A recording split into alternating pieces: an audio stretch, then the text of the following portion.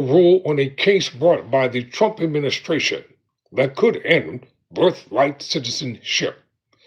Birthright citizenship means that any person born in the United States is a U.S. citizen, a precedent established in the 14th Amendment. The 14th Amendment was passed just after the Civil War and includes a clause guaranteeing citizenship to free slaves and their descendants. I found a video from the Native Land podcast, and I want you to listen to this on today. And their topic was entitled, Why Birthright Citizenship Was Made for Black People. Check it out. So credit goes to at Native Land Pod. Check out their broadcast. It's really good. Subscribe to it. You might enjoy the experience. All right.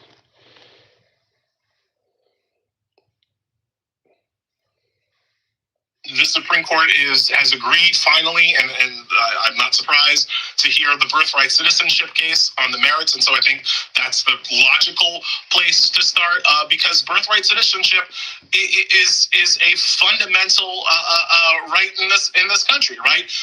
A right given to us after the Civil War by the 14th Amendment, right? That says that you are a citizen of where you are born, not where your parents are born.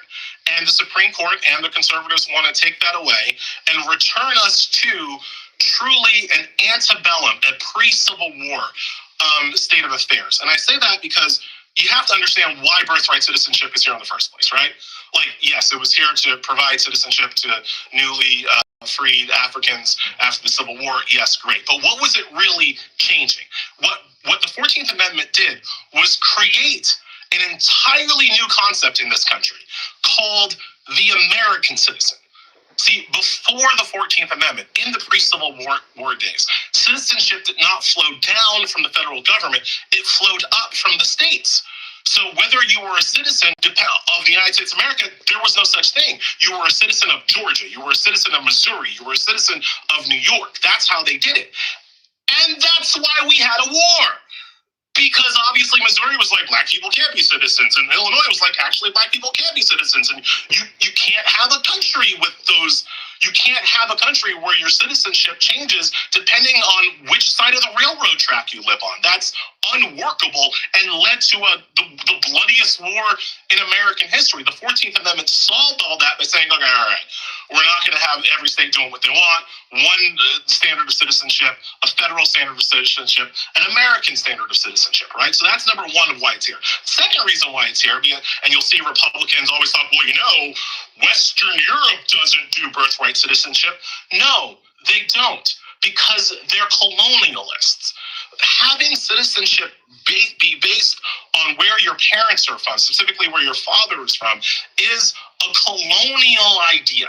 Because it allowed the French and the British and the Dutch and whatever to go all over the world, rape and pillage other people's countries. And when they produced offspring in other places of the world, oh, no, you weren't a citizen of Vietnam. No, you were still French. No, you're not a citizen of Ghana. You're still English. Like, that is why they did it that way. When you get to the New World, which is a country of immigrants, having citizenship tied to where your parents are from was unworkable. Because then you're all English citizens, then you're all Dutch citizens, then you're all, right? So the New World adopted an idea that your citizenship was tied to your birth, and that existed for white people before the Civil War, right? Like when people are saying like, oh, it's how Western Europe does it, why don't we do that? White folks before the Civil War, their citizenship was based on the state that they were born in, not the state where their parents were born in, right? You didn't have William Penn, oh, I'm not a citizen of Pennsylvania, I'm actually a citizen of jolly old England. No, that's not how white people rolled, right? So the idea that your citizenship is tied to your parents is a colonial idea. The New World rejected that, and not just America, Canada, Mexico, Venezuela, Brazil, El Salvador, name a country in the New World, almost all of them have birthright citizenship as opposed to old world citizenship. And that leads me to my third and final point. I'm talking to you about the law, about why the 14th Amendment is written the way it is.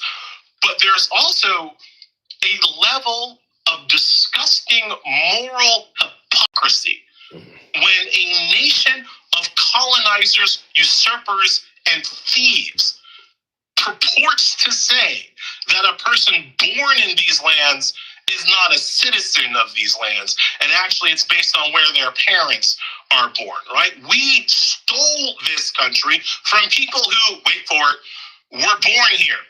We're born here. We stole this country from people who were born here, and now the Republicans want to say, even if you're born here, you don't get to be a citizen in this nation that we've created on stolen land. There is a disgusting layer of moral hypocrisy underlying the entire project to end birthright citizenship. Of course, you didn't bring me on to tell you why birthright citizenship is important. You brought me on to explain why the Supreme Court is about to take it away. And on that particular question... Ellie, yeah. This is important context, and I want you, if you can, in this next portion of your response, to talk about... Talking Bowman Live. Take a quick break. Be right back.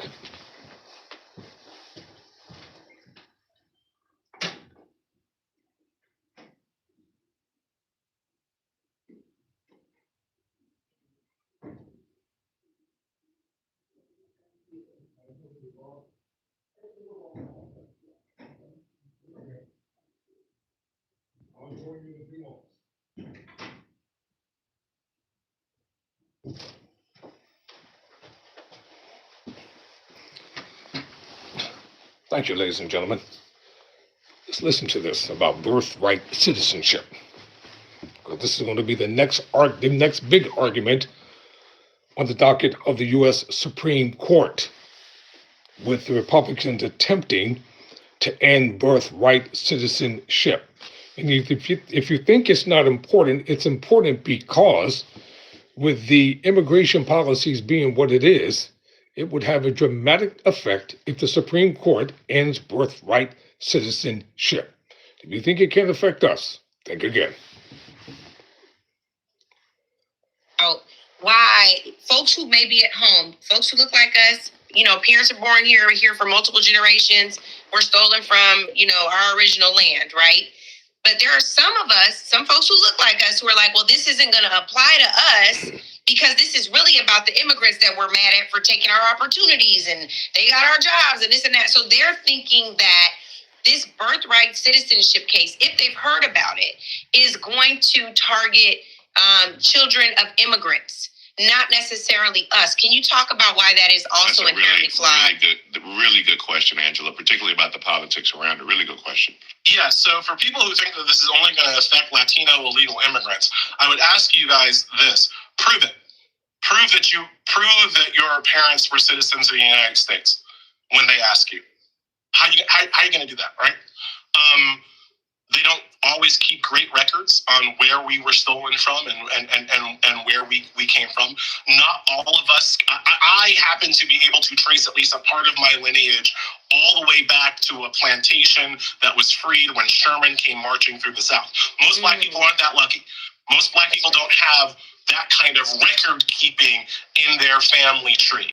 So when the ICE agent, when the government agent comes into the maternity ward and says, well, I don't think that that your baby is a citizen because I can't prove that you're a citizen, because I can't prove that your citizenship is not also derived from birthright citizenship. How are you going to prove that it's not? How are you going to prove that you actually were brought over here on the second ship of Dutch settlers that had 14 slaves to build the wall on Wall Street in Manhattan? How are you going to prove that you go back that far? I know that there are those people out here just like, this is great for us. Prove it. Prove it. And because you, the Black person, will be asked to prove it, while John Hintonmeister III, with that German-ass name, is never going to be asked to prove that they are citizenship by dint of their fathers. There's also an issue about if they try to change this, citizenship will be directed through who? The father or the mother, right? Because they're all anchor babies or that. So how do you, what if you have one parent who is a citizen and one who wasn't? Is that going to count? And which parent? And do you have records of that parent, right? Maybe your mother was an illegal immigrant who came here, but your father was, not. Only your father, you can't even find him to pay child support, much less find him to produce his birth certificate, right? So again, if you think that this is only going to affect the obvious Latino illegal immigrant, prove it. How are you going to prove that you're allowed to be here? Because that is the second question that these people will ask you when they try to send you back to wherever the hell they think that you're supposed to be from.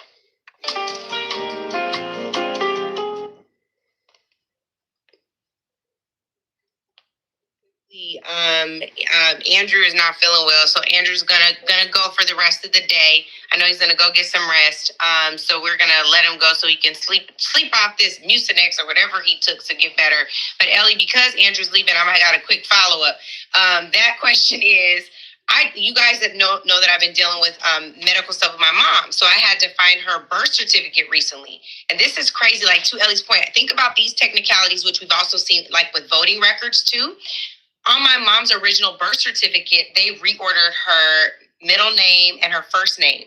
So she had to get an updated birth certificate with her name as it is originally ordered. But who's to say that these folks won't say, no, that doesn't count. This is not it. So now even maybe her citizenship is challenged.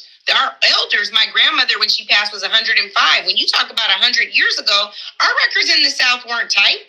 So our names are wrong, birth years are wrong. My dad's mom, y'all, she has 3 different social security cards with 3 different birth years. She's now passed. But if we start really peeling the layer of this onion back, this is treacherous for Black folks in this country who have been here for multiple generations. I will yield. Sorry, y'all. Citizenship should not be tied to clerical stuff, right? Like, we shouldn't be relying on the white racist matron at the maternity ward in Selma, Alabama in 1904 to figure out whether or not your grandkid is a citizen of the country that they were born in. That's just not, and again, I go back to the pre-Civil War situation. It's not a workable solution, right? Because what happens if the Supreme Court takes away birthright citizenship is that it will probably devolve back into separate states, right? So they'll say, okay, you're not a citizen of the United States if you're an illegal immigrant, and immediately Kathy Hochul, Gavin Newsom, they'll pass a law saying, well, you're a citizen of California. If you're born in California, like that is the next thing. That's the liberal response to all of this, and that brings us right back to where we were in 1857 in the Dred Scott decision, where you're going to have a class of people who are citizens in one state but aren't citizens in another state. You'll have a class of people who are citizens in California but then lose their citizenship when they travel to Texas, who lose their ability, their record, the provenance of their records when they travel across state lines. And again, we have literally tried it this way before, and it led to war.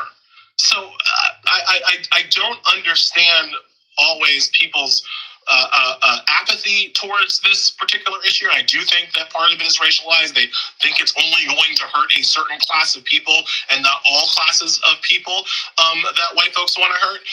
And that is just not true. But because of its unworkability, that's why I say I'm not sure that Trump wins this one. This is one of the only cases up where I can't immediately say, oh, Trump has 6 votes, right? He might, and oral arguments haven't happened, and I will listen to those closely and have a much better sense after these people start talking. But on spec, I wish he'd get to the point. I can't necessarily count to 6 votes, count to 5 votes for Trump on this issue. I mean, I'm not saying that he won't win. I'm just saying that of the cases, there's a class of cases that I know he's going to win, and this is not one of them. I don't know that he's going to win this one because blowing up the 14th Amendment, remember, by executive fiat, like he's trying to change the text and the meaning of the 14th Amendment, not through legislation, not through a constitutional amendment, just through some podunk executive order. It's a lot for the Supreme Court to say Trump can change the... All right, let me get in here because he's just rambling and rambling and rambling. The birther issue came up when it came to Barack Obama. That's where the birther issue came from. It became politicized to determine the legitimacy of his citizenship because he was a candidate for the presidency of the United States of America. And we all know who was behind the birther issue. It's been talked about, slice and dice, many, many times in many, many ways. I'll keep you updated. I'll keep you posted. Thank you all for watching. Never surrender. Never quit.